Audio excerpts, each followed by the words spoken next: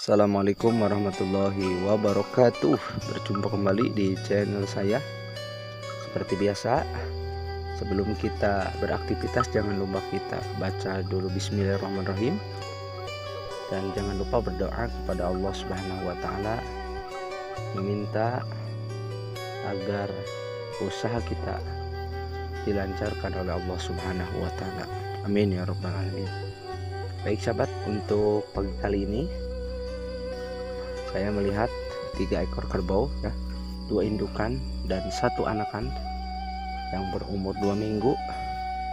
Yang kemarin disangka sudah mati, tapi ternyata itu cuma istirahat doang ya. Nah, ini 3 ekor kerbau yang sedang menikmati makan pagi di rumput yang di sawah milik Wantur ya.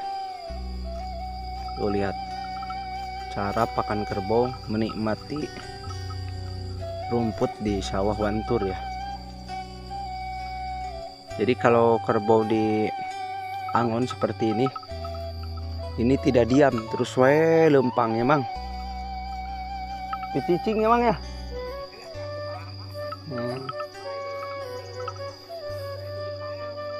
Lempang terusnya.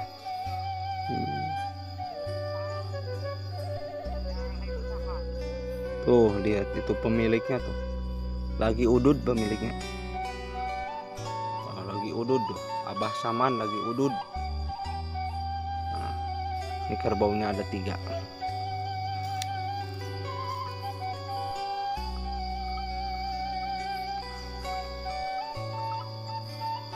Jadi cara berternak kerbau itu bisa diumbar atau bisa diangon seperti ini. Nah, kalau sudah dimasukkan ke dalam kandang baru dikasih pakan untuk makan malamnya gitu ya. Jadi ternak kerbau itu lumayan mudah, apalagi kalau posisinya dekat dengan pesawahan seperti ini ya. Jadi kalau pagi-pagi para peternak itu mengumbar kerbaunya, meliarkan kerbaunya di pesawahan seperti ini ya, yang banyak rumputnya.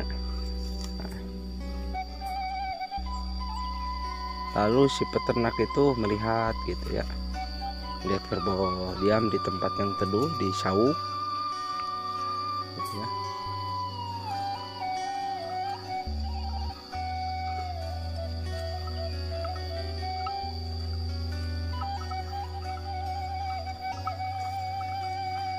Namun ini tidak diikat di pancuh ya, jadi sehingga kerbau itu terus berjalan ya di sawah seperti ini yang ada rumputnya ya. Nah, ini lamanya mengangon kerbau dari pagi sampai sore hari. Nah, di alam terbuka seperti ini. Dan nanti kalau sudah jam 3 atau jam 4 ini si kerbau masuk ke kandang ya, itu sahabat. Kita sambil berjalan karena ini kerbaunya tidak diam ya.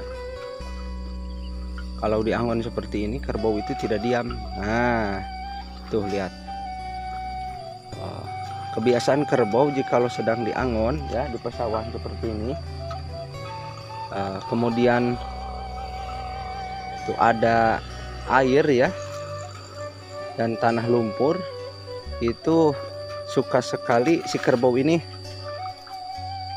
mandi lumpur seperti ini. Nah, termasuk anaknya juga tuh. Ih, keren sahabat. Lihat ketika kerbau mandi lumpur. Ketika kerbau sudah kepanasan ya dari sinar matahari, maka si kerbau itu mencari tempat yang ada airnya dan tanah yang berlumpur. Lalu si kerbau itu mandi lumpur seperti ini. Ini mengantisipasi ya dari panasnya sinar matahari, dan juga itu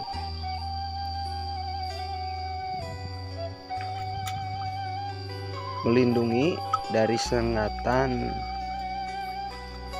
lalat yang menggigitnya gitu ya. Nah, ibaratnya kalau kita itu seperti pakai autan gitu ya.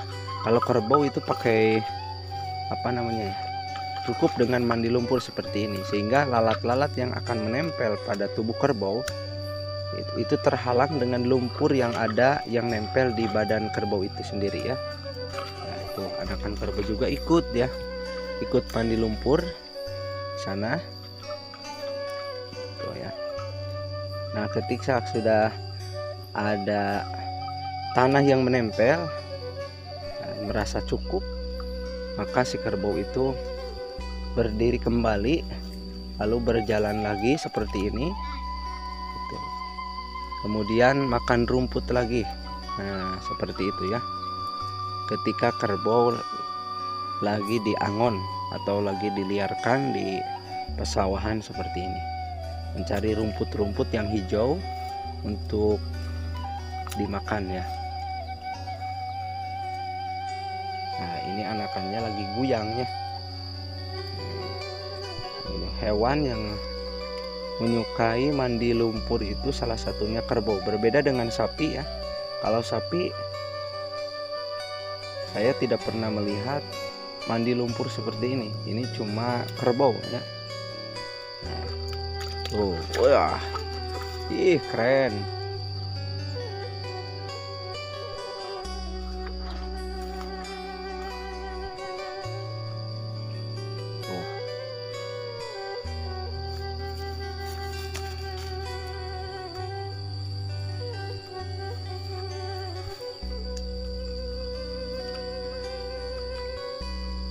Tuh lihat sahabat, jadi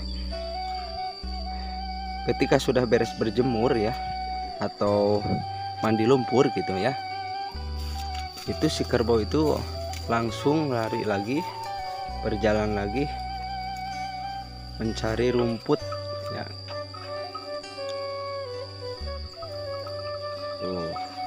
Tuh yang seperti yang itu tuh, yang jantan. Tuh. Ketika ada air di gombangan seperti itu, lalu mandi. Nah,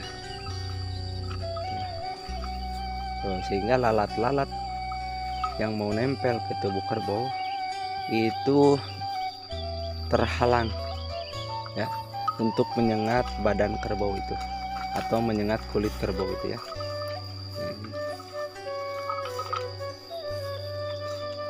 Tapi mandinya nggak cukup dengan air. Wah, itu kerbaunya modal tuh ya. Kerbaunya modal. Oh. Nah, kalau di pesawahan ini merasa tidak ada rumput yang disukai, kemudian si kerbau itu terus pindah ya ke sawah yang lain yang memang insting hidungnya itu sangat kuat sekali ya. Lalu pindah ke tempat yang lain untuk mencari makan, mencari rumput yang mungkin dirasa enak oleh kerbau itu ya. Oh, seperti itu ya. Nah, wah, keren sahabat nih, kerbaunya mandi lumpur lagi nih. Wah, apalagi itu anaknya. Wah, keren anak nama, loncat-loncat wae anak namanya.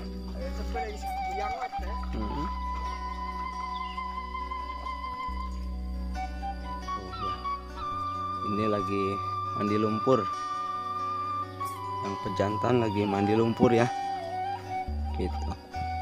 Pokoknya kerbau mah kalau melihat ada gombangan air dan di sana ada lumpurnya, itu sangat disukai sekali oleh si kerbau ini ya. Jadi salah satu hewan yang menyukai mandi lumpur adalah kerbau ini ya. Tuh, jadi mereka merasa nyaman Oh ya.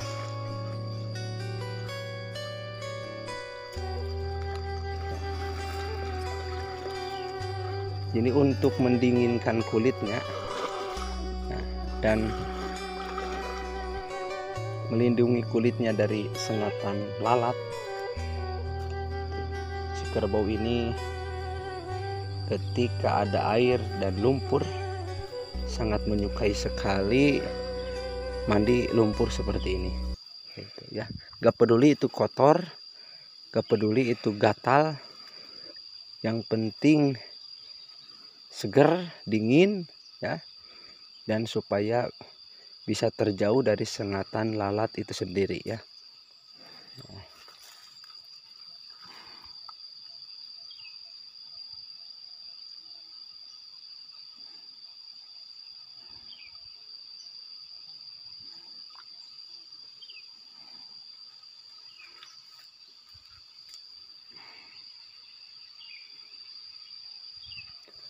Nah, ketika si kerbau lagi mandi lumpur, itu sang peternak itu cuma diam melihatin kerbau yang lagi mandi lumpur.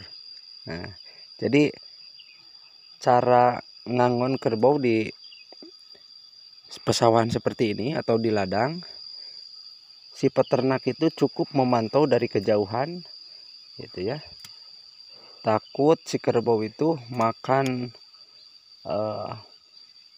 sesuatu milik orang lain, makanya sama peternak terus. Kenapa dari kejauhan? Karena si kerbau itu supaya tidak merasa dibuburak ya sama peternak ya. Nah, ini dia si kerbaunya mungkin sudah merasa segar gitu ya, lalu bangkit kembali untuk melahap rumput-rumput yang ada di sekitar pesawahan ini gitu ya. Nah, bagi para sahabat ya yang berminat ternak kerbau, seperti itulah tata cara mengangon kerbau di area pesawahan atau ladang. Jadi cukup dipantau dari kejauhan seperti peternak Abah Saman ini, jadi tidak terlalu dekat supaya kerbau tidak merasa takut ya, dan santai menikmati hidangan rumput yang telah disediakan oleh alam itu sendiri ya. Itu. Jadi keunggulan ternak kerbau itu, nah ini seperti ini, bisa diliarkan, bisa diangon di alam. Berbeda lagi dengan aduh. Ini dia merasa soak ya, merasa kaget dengan suara motor. Jadi seperti itu. Tuh lihat ya, lagi lahap memakan rumput-rumput yang hijau, mungkin merasa manis apa gimana itu ya. Kita alhamdulillah makan nasi, kalau kerbau ini makan rumput ya. Minum air pun tuh dari gombangan sawah seperti ini gitu. Makanya kita harus bersyukur kepada Allah Subhanahu wa taala dijadikan manusia itu yang dimuliakan Allah, memakan makanan yang telah disediakan oleh Allah dengan baik, makanan yang bagus. Kulu min thayyibati mimma razaqnakum halalan thayyiban. Jadi makanlah dan minumlah dari sesuatu yang halal, yang baik-baik gitu ya. Nah, setelah Allah memuliakan kita, maka janganlah kita sekali-kali gitu ya